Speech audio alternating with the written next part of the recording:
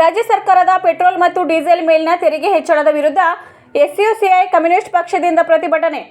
ಗಣಿನಗರಿ ಬಳ್ಳಾರಿಯಲ್ಲಿ ಇಂದು SUCI communist ಪಕ್ಷದ ವತಿಯಿಂದ ತಹಸೀಲ್ದಾರ್ ಅವರ ಕಚೇರಿಯ ಮುಂಭಾಗದಲ್ಲಿ ರಾಜ್ಯ ಸರ್ಕಾರದ ಪೆಟ್ರೋಲ್ ಮತ್ತು ಡೀಸೆಲ್ ಮೇಲಿನ ತೆರಿಗೆ ಹೆಚ್ಚಳ ವಿರುದ್ಧ ಪ್ರತಿಭಟನೆ ಮಾಡಿದರು. ಎಸ್ಯುಸಿಐ ಕಮ್ಯುನಿಸ್ಟ್ ಪಕ್ಷದ ಜಿಲ್ಲಾ ಸಮಿತಿಯ ಸದಸ್ಯರಾದ ಕಾಮ್ರೇಡ್ ಎ ದೇವದಾಸ್ ಈ ಪ್ರತಿಭಟನೆಯ ಬಗ್ಗೆ ಮಾತನಾಡಿದರು. ಇನ್ನು ಈ ಸಂದರ್ಭದಲ್ಲಿ ಜಿಲ್ಲಾ ಸಮಿತಿಯ ಸದಸ್ಯರಾದ ಕಾಮ್ರೇಡ್ ಡಾಕ್ಟರ್ ಎನ್ ಪ್ರಮೋದ್ ಅಧ್ಯಕ್ಷತೆ ವಹಿಸಿದ್ದರು.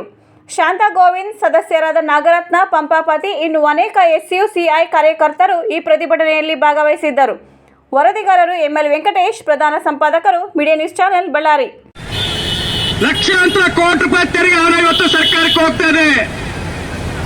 ಅದು ಯಾರಿಗೋಸ್ಕರ ಖರ್ಚು ಮಾಡ್ತಾ ಇದ್ರಿ ನೀವು? ಯಾಕೆ ರಾಜ್ಯ ಸರ್ಕಾರ ತೆರಿಗೆನ ಕಡಿಮೆ ಮಾಡಿ ಇನ್ನು ಪೆಟ್ರೋಲ್ ರೇಟ್ ಕಡಿಮೆ ಮಾಡಬಹುದು? ಬೇರೆ ಬೇರೆ ರಾಜ್ಯಗಳು ಮಾಡಿದಾವೆ, ಆದ್ರೆ ಇವತ್ತು ರಾಜ್ಯ ಸರ್ಕಾರ ಮಾಡಕ್ ತಯಾರಿಲ್ಲ. ಇವತ್ತು ಗ್ಯಾರಂಟಿ ಕೊಟ್ಟಿದ್ದಾರೆ, ಕೊಡ್ಬೇಕು ಅವರು.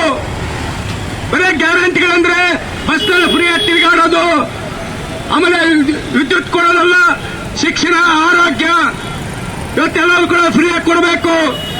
ಒಂದು ರಾಜ್ಯ ಸರ್ಕಾರ ಆಗಿರ್ಬೋದು, ಕೇಂದ್ರ ಸರ್ಕಾರ ಆಗಿರ್ಬೋದು, ಅಧಿಕಾರಕ್ಕೆ ಬಂದಿರತಕ್ಕಂತ ಸರ್ಕಾರಗಳು ಜನಗಳ ಪರವಾಗಿ ಕೆಲಸ ಮಾಡ್ತಾ ಇದ್ರೆ ಶಿಕ್ಷಣ, ಆರೋಗ್ಯ ಇವತ್ತು ಫ್ರೀಯಾಗಿ ಕೊಡಬೇಕು, ಬರೀ ಗ್ಯಾರಂಟಿಗಳಲ್ಲ.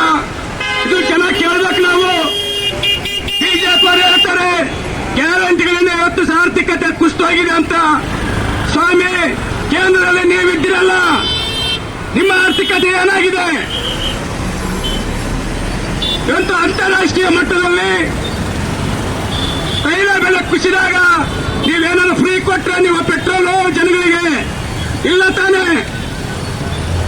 35% ಉಕ್ರೇನ್ ಮತ್ತು ರಷ್ಯಾದ ಯುದ್ಧ ಆಗಬೇಕಾದ್ರೆ ಅಲ್ಲಿ 35% ಇವತ್ತು ಪೆಟ್ರೋಲ್ ತಗೊಂಡ್ರಿ. ಏನಾದ್ರು ಜನಗಳಿಗೆ ಫ್ರೀ ಕೊಟ್ರೆ, ಕಡಿಮೆ ರೇಟಿಗೆ ಕೊಟ್ರೆ ಬಿಜೆಪಿಯವರು? ಇಲ್ಲ, ಕೊಡಲ್ಲ ಸ್ನೇಹಿತರೆ. ಅವರು ಜನಗಳ ಪರ ಇಲ್ಲ. ನಾವು ಅರ್ಥ ಮಾಡ್ಕೋಬೇಕಾಗಿದೆ. ನಾವು ಜನ ಸಂಘಟಿತರಾಗಬೇಕು, ಹೋರಾಟಗಳು ಕಟ್ಟಬೇಕು.